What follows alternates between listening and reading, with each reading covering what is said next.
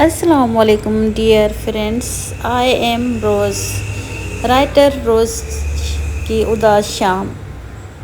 دل کو چھو لینے والی ایک سچی کہانی آج آپ کے ساتھ شیئر کر رہی ہوں۔ میر بلوچ کی سچی کہانی۔ سندھ کے خوبصورت شہر دادو میں ایک محنتی نوجوان رہتا تھا جس کا نام میر بلوچ تھا۔ وہ اپنے والدین کا فرما بردار بیٹا تھا۔ گھر کے حالات زیادہ اچھے نہیں تھے، اس لیے اس نے فیصلہ کیا کہ وہ روزگار کے لیے سعودی عرب جائے گا۔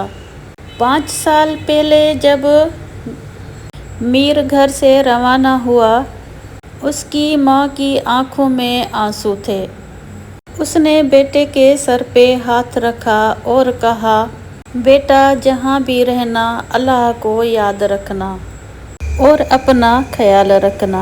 میر بلوچ نے ماں کے ہاتھ چومے اور وعدہ کیا کہ جلد واپس آئے گا۔ سعودی عرب پہنچ کر اسے ایک کمپنی میں ڈرائیور کی نوکری مل گئی۔ شروع کے دن بہت مشکل تھے، نہ زبان آتی تھی، نہ ماحول مانوس تھا۔ تپتی دھوپ میں گھنٹوں گاڑی چلانا آسان کام نہیں تھا۔ ایک بار رات کو کمرے میں اکیلا بیٹھ کر اسے اپنے گاؤں کی اور اپنی ماں اور اپنے شہر دادو کی یاد آئی۔ وہ موبائل میں گھر کی تصویریں دیکھتا اور خاموشی سے آنسو پوچھ لیتا، مگر اس نے ہمت نہیں ہاری۔ ہر ماہ اپنی تنخواہ کا بڑا حصہ پاکستان بھیج دیتا۔ انہی پیسوں سے گھر کا خرچ چلتا، چھوٹے بہن بھائی پڑھتے اور والدین کی ضروریات پوری ہوتی۔ وقت گزرتا گیا، 1 سال، 2 سال، پھر 3 سال، دیکھتے ہی دیکھتے 5 سال گزر گئے۔ میر بلوچ ہر سال آنے کا ارادہ کرتا، مگر کبھی کوئی مجبوری، کبھی کچھ مجبوری، مالی حالات اور کبھی نئی ذمہ داریاں اسے روک لیتی۔ اس کی ماں اکثر فون پر کہتی، بیٹا دولت بعد میں بھی آ جائے گی، آپ گھر واپس آ جاؤ، میں تمہیں دیکھنے کے لیے میرا دل ترس رہا ہے۔ یہ سن کر میر بلوچ کی آنکھیں بھر آتی۔ ایک رات وہ اپنی گاڑی چلاتا رہا، صحرا کی سڑک پر خاموشی تھی۔ اچانک اسے اپنے گاؤں کی یاد آئی، وہ مٹی کی خوشبو، وہ پرانے دوست، وہ شامیں اور ماں کی پیاری آواز، اور اداس ہو گیا۔ میری اس بات کو آپ سمجھتے ہوں گے، جو بھی پردیسی ہے ابھی میری یہ ویڈیو دیکھ رہا ہے تو ایگری کرے گا میری بات سے۔